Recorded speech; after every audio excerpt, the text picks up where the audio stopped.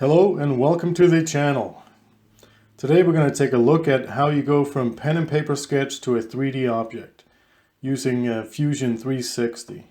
It's a really cool feature that allows almost anybody to put a sketch down on paper, and then later on you enter it into Fusion 360, and then you can turn it into just a 3D object to look at, or you can export it into an STL and print the thing. So let's take a look at how that works.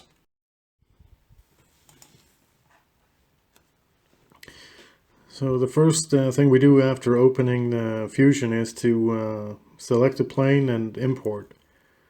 We then go to the sketch we made of whatever part of this we're going to do, and then we're just going to import it. Whatever size you import it at, pull it out so you can see it, but it's not really important. The next part will take care of that.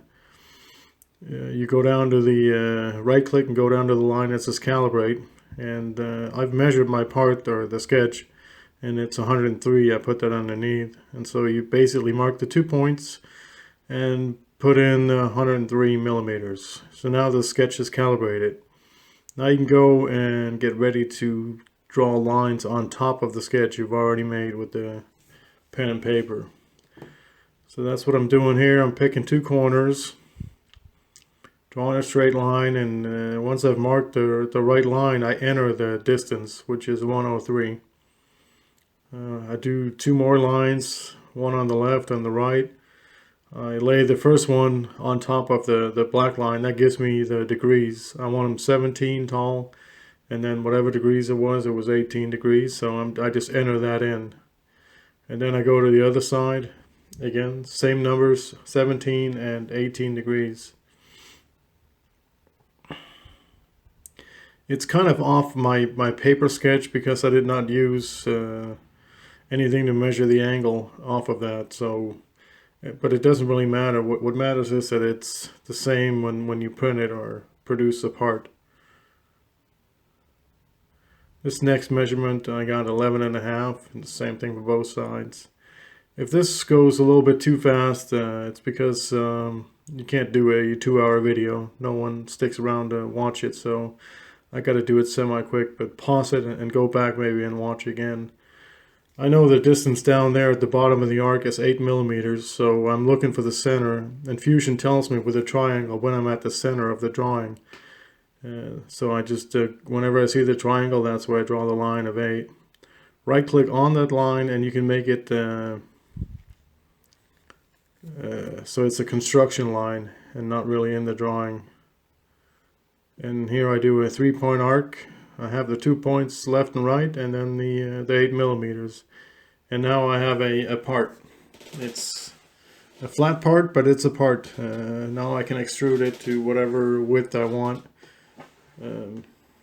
I don't have that on the drawing. I know that it was supposed to be 20 millimeters, but if you have a drawing, you can do one from the side as well and import that if need be. But on a different plane. We're just going to keep it simple here. So 20 millimeters, new body. I already picked out the sketch that I have drawn, and now I have my part. Now we're just going to make it look a little bit nicer. If you pick an edge and you've already entered in a distance for chamfers, then it's only going to let you pick one. So if you just make it a 0, then you can pick all the edges at the same time. It's not really a necessity for this part, but it just looks good and it prints really nice. This is a part that for a co-worker, he gave me the sketch, and I thought it would be fun to share with you guys and show you how I make that from a sketch to a part. You can do it in Inventor or SolidWorks or whatever you're working in if you're making machine parts, but you know, most people want free software because it's just for fun anyways. Yeah, and this is perfect for that, really. And just because I'm doing this as a favor for a friend, you know, I'm just gonna put a couple fun things on it as well. And if you're doing stuff, you know, you can put signatures or put whatever you want on there to make the creations your own. This is just an example. You know, I put in my creation, whatever size you want.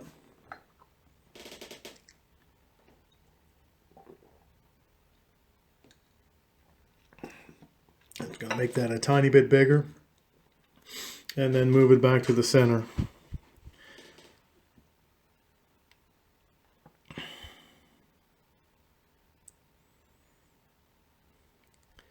And once you got the writing on there, I hit the extrude button again and pick all the letters, but I'm going to cut them out. And instead of new body, you hit the cut and then you enter a distance. If you enter a minus, it cuts into it. I enter 2 and it gives me an error because you can't cut outside of the body. So you can either drag it in or you can enter a minus value. So here I enter in -2 and now I get a cut of 2 millimeters.